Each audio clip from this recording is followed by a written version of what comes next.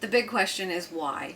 Why would we trade our Class A diesel pusher for a travel trailer? When the goal for most people is, you start in a travel trailer, you start in a fifth wheel maybe, and the goal for a lot of families is you work your way up to that Class A, whether it's gas or diesel pusher, and the retirement goal of taking off across the country in a big motorhome. But not us.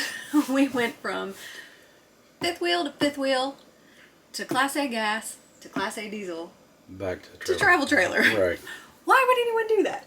So we've been camping for about 12 years or so.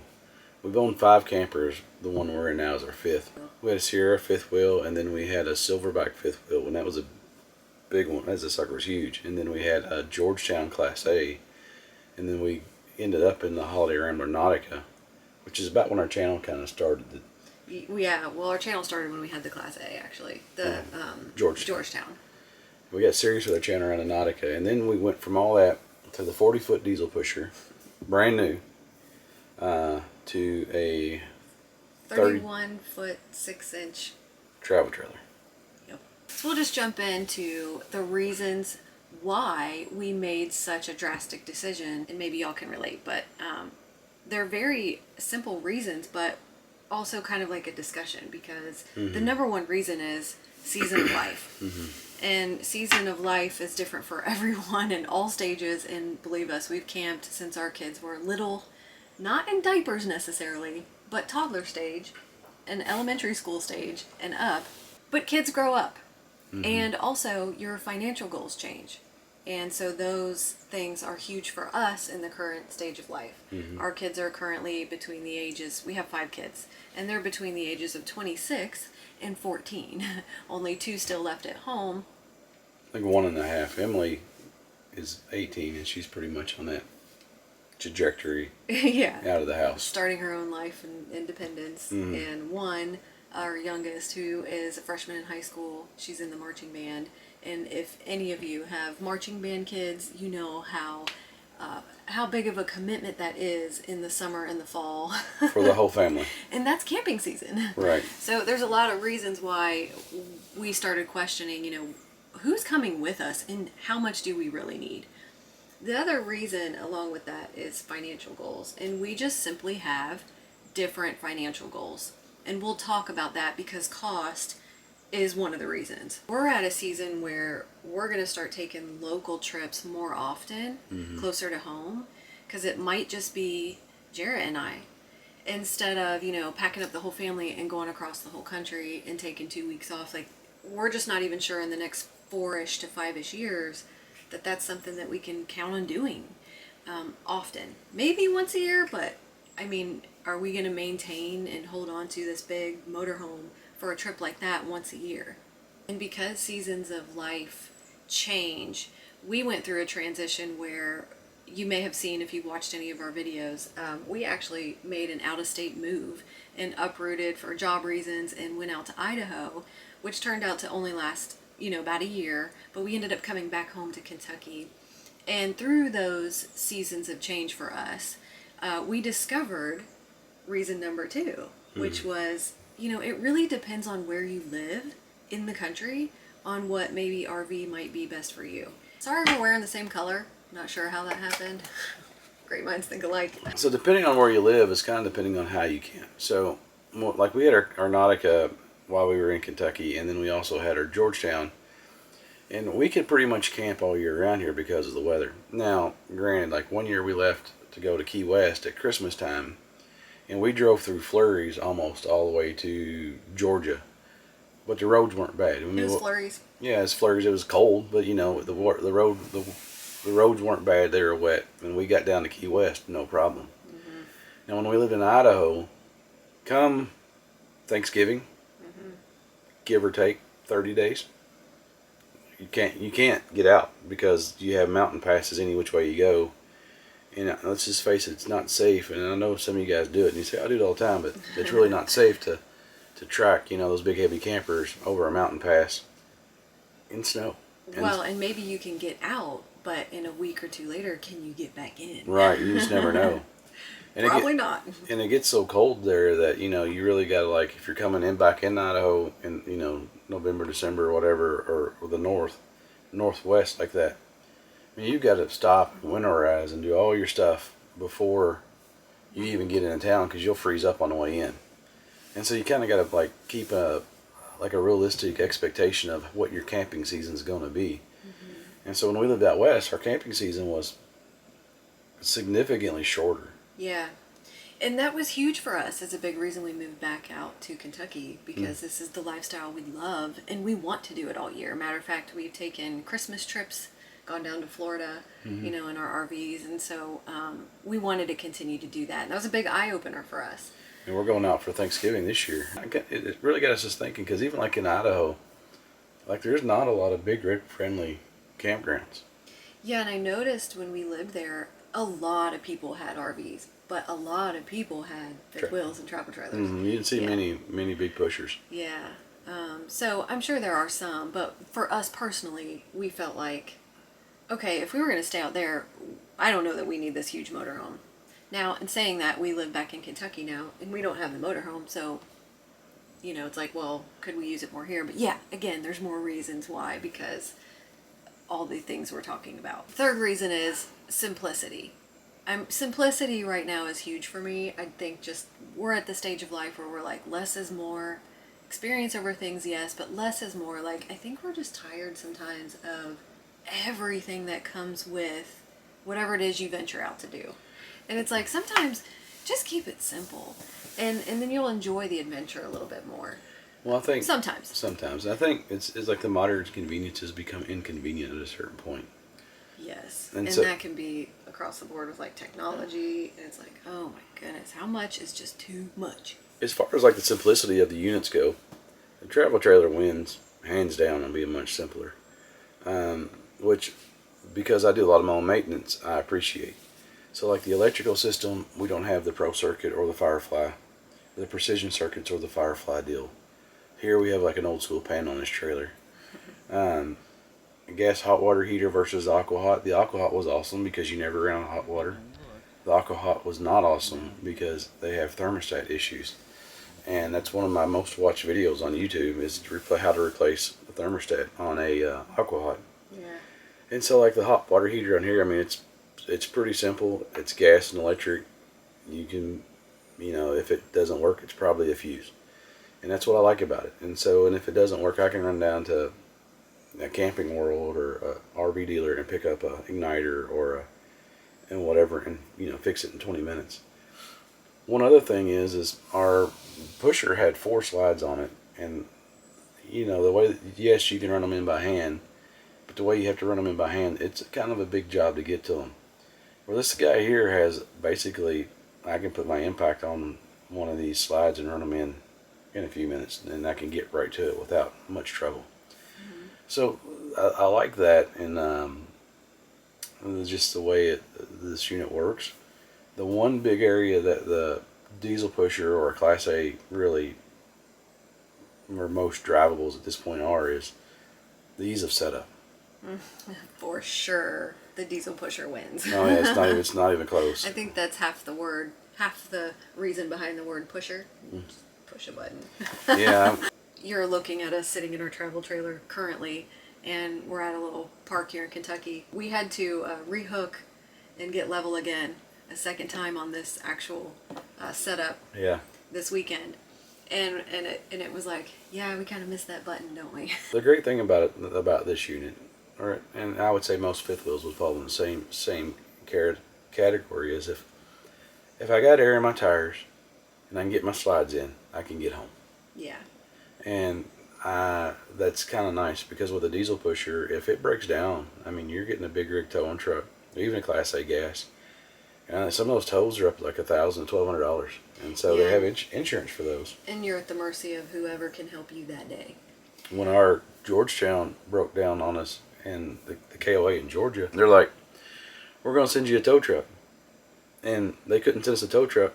One, because the warranty company that I had set up with was terrible, but two, because they couldn't find a big rig tow. They were trying to send out like a car, or like a what do they call those? Like a service vehicle. Yeah, like a residential or like a automotive record. I'm like, yeah, that's not gonna work. They're not big enough. And so, I kind of figured out what to do there to get us going again. But if they would have sent out a semi, it'd have been $1,200. Yeah, and so, we're just adding up reasons why do we want to mess with all that. And even if my truck breaks down with a travel trailer, I can rent a truck and get home. Number 4 is cost. Clearly, a diesel pusher is going to cost much more than operating and maintaining the travel trailer. I had a diesel pusher. My first oil change on my pusher, and I would recommend if you have one, the first one, just take it to. Well, most of them are built by Freightliner. Take it to a Freightliner truck shop and have them do a major service on it. Just because that's that first one, you don't want to make sure you have any issues. So our pusher, an oil change. Now I say an oil change, it's like transmission filters, fuel filters, oil change, air filters. The whole shebang was about $600. Now granted, you really depend on how much you drive. I'm only gonna do that once or twice a year, but that's a lot of money. If you do it twice a year, that's $1,200 in oil changes. Where my pickup, I have a 2020 Duramax, is about $100. And if I do it myself, I can do it cheaper. Now, with the pushers, you can do them yourselves as well. But with the way they're in there, and like ours set really close to the ground, so if the air got out of the bags and I was underneath of it, I'm stuck because I was kind of portly at that point in my life. But it does make a difference on how much you spend on just like necessary maintenance. And when you look into semi tires versus truck tires, a Michelin semi tire is going to run you $600-700, and a set of tires for my entire truck is going to run me like $1,500. And I know we're not comparing apples to apples when we're talking about tires, but those are all things you have to replace eventually. Right. And on a pusher, you will most likely get past they'll most likely dry rot before they wear out, but it still happens, and it's still an expense that you have to look at. Yeah, and talking about cost, I mean, payment alone, oh my gosh, if you're financing these, then obviously diesel pusher, depending on what price range you're in, I mean, you're going to be spending $2,000 to $3,000 a month, where a travel trailer, if you're financing it, could be anywhere maybe, I don't know, $500 or $600 a month. And that's a huge payment difference. So again, for us, different financial goals right now. Yeah. Just don't want to spend that kind of money, period. And if you throw payment on top of insurance, which is also a monthly expense, it's pretty significantly different there too. So Number 5. as far as drivability and maneuverability, it's like kind of a wash in a sense. As far as driving and being out on the road, you can't beat a diesel pusher. Comfortable, rides good, quiet, and just that big old windshield up in front of you. It's like a panoramic view everywhere you're going. Yeah. That's really awesome. The downside is because they're so big, and like we always pull the tow. Like if you get in, like you had to be really careful when you got in somewhere because you can't back up with the tow because it just gets all weird and it just doesn't work. Trust me. With pulling a trailer, you can back a trailer, and so I can pull into a regular gas station, if you will, and it might be tight, but I can make it work. And we're even like in my Class Gas A on our last trip, I remember, because it was a gas, you had to go to the islands with all the cars, and there was when I turned out, we were pulling my Colorado. I had to wait for like 20 minutes for somebody to move their car so I could make that turn to get out. Yeah. Which was fine. I mean, we're vacationing, it wasn't a big deal, but it was like, there's just little things like that. Now, with a trailer, if you can back a trailer, if you can get in, essentially you could probably get out. It might be a pain, but you can do it. The truck doesn't ride nearly as good, but, it's the give and take. It is totally give and take. The truck is a little bit jerky at times. Turning radius of a diesel pusher is quite a bit better than me pulling a trailer, just because of the way that they're set up, and you're kind of set in front of the front tire, so it turns tighter. Where if you're pulling a trailer, you got to swing wide so you don't run your trailer into something. So the pusher wins there. As far as like the steep grades go, or going like up and down hills, honestly, I'd rather be in my pickup truck because I have like I say, a Duramax, and I'm a lot lighter than that diesel pusher. My diesel pusher was 340 horsepower, 700 foot-pound of torque, I think. And my Duramax is The pusher was 340, 700, and this truck is like 450, 975, which is crazy for a pickup truck because I can just set my cruise and just, it doesn't matter what we go up, it just goes right up it. Now, as far as coming down the hill, the pusher's probably going to win because it has bigger brakes. They won't get as hot. But honestly, like, it's kind of, to me, it's kind of a wash at that point. I think they're both about the same. But I think if you look at drivability, you flip a coin. Preference, I think, at that point. That kind of touches on the topic of what kind of sites you can get into. So when you have a 40-foot diesel pusher, a lot of times those sites are hard to get. We tend to see that if you have a smaller camper, you can get into more sites. You might have more availability. This site we're in this weekend, nothing bigger than what we are is getting into this site. Right. And it's actually a cozy little place with some tree coverage and shade, and sites can be cheaper.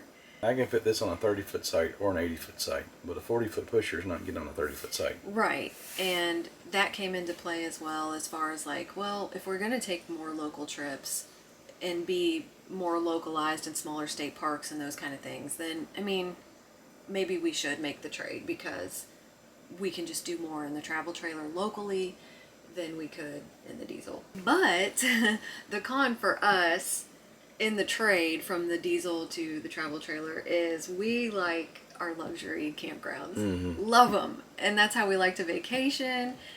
Love going to the luxury campsites. And, you know, where you get your own tiki hut.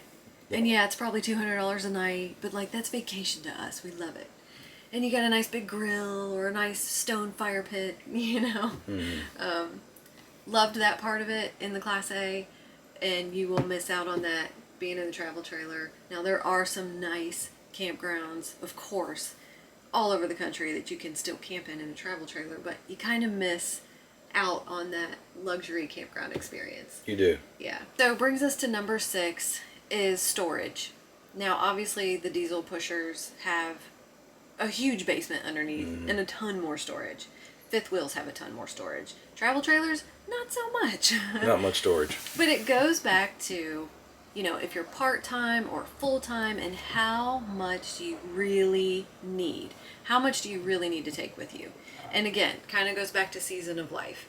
And for us right now, we're like, we don't need that much. Like, this is exhausting. You got a bunch of kids between like all the bikes you're taking and the grills and the solo stove, and maybe you're taking foldable tables. And we use this example a lot because I think we carried around this foldable table for like 2 or 3 years, and 4 campers. We bought it with our first camper. And you're like, why do we carry this? Why do we even have this? We don't use it. But she would go buy stuff, and she's like, "Hey, I found a little desk to go in our thing," and then it was a perfect little foldable desk. And we put it in the basement, and it never came out. And we never used it because we're like, we can just sit at the dine-in. I don't know. There was examples like that was like, why are we packing all this stuff? Kayaks and... When we sold our diesel pusher and I was cleaning out the basement, I'm like, there was a lot of stuff that guy got that bought our pusher. Yeah. That I'm like I've never used this, and he can have it. I don't care. The whole mentality, like experience over things. When you're vacationing, at least when we're vacationing, because we're part-timers. We don't do this full-time, so we don't need like our whole life to come with us, our whole house to come with us. We kind of plan on what we're bringing depending on where we're going that week or that weekend. And so we'll pack the camper accordingly. We're trying to keep it simple because we want to enjoy the trip. For us, it's a little more about the adventure than it is about the RV. Even though the RV is important, aesthetic, all of that stuff, we can talk about all that all day. Like, it matters. You want to love your home on wheels. I think sometimes you want to enjoy RVing more than you want to spend so much investing in the RV. We want it to be relaxing. That's the whole reason we do this, right? Get out in nature. We want to relax. I think relaxing is a strong word you could use behind the whole idea of RVing. And if all this stuff is stressing you out, maybe you just need to get rid of all the stuff. I was just going to add to that. When we first started camping, man, we pull up to the site and we would be there Friday afternoon to Sunday morning. And we would get out the lights and the stuff and get all the stuff out and deck our site out because that's what people did. And you don't see it. I don't think as much anymore, but you still see it. Yeah. And if you do that, great. But I mean, and it's fun to look at and it's fun to do. Our kids would take off at night and walk around the campground and like pick out the site, the camper, the best decorated camper. And it's just like, that's cool. But at the same time, I mean, that's a lot of work.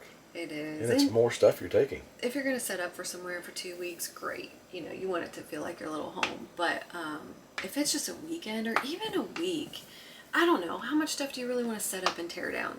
And for us, I think that was like less is more. Mm-hmm. Like, we just don't need it. All of it goes back to, I think, your current stage of life. And that's going to be different for every single family. So the things we experience may not be what you experience. But we hope that sharing in that maybe can help you relate to maybe what RV might be best for you and your family in the current stage of life. There's a big tip that I think is important to remember. Maybe if you're thinking about buying your first RV, because we tended to do this like our first 2 or 3 RVs, and we would always think, well, what if we bring the grandkids? This is an RV we'd like to, let's think about what if we bring grandkids. Well, and at that point, our kids weren't even out of high school yet. We didn't have any grandkids. We still don't have any grandkids. But even our Nautica, when we bought it had the bunkhouse in the back that flipped up into a wardrobe. I'm like, this would be a great camper for me and you. This would be a great camper for the kids. Yeah. And when you look into the cost of it, it just, at this stage of our life, didn't make sense. Now, that's not saying that we might not end up in another diesel pusher or a Super C or fifth wheel. We're totally going to end up in a Super C.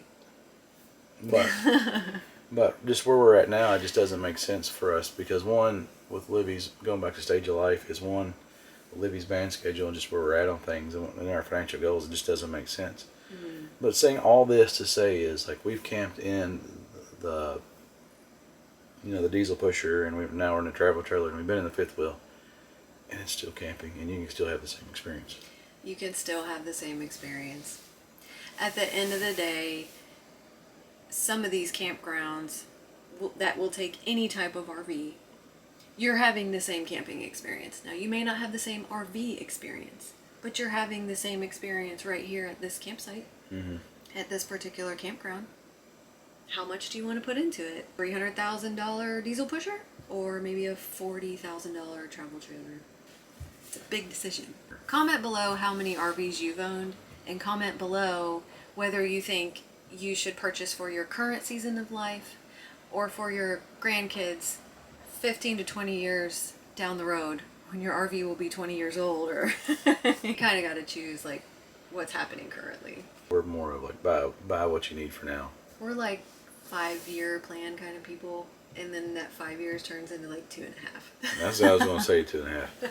Hey, thanks for watching our video. Like and subscribe. It means a lot to us when you guys do that. Hope everyone's doing well, and we will see you on our next adventure. See you guys.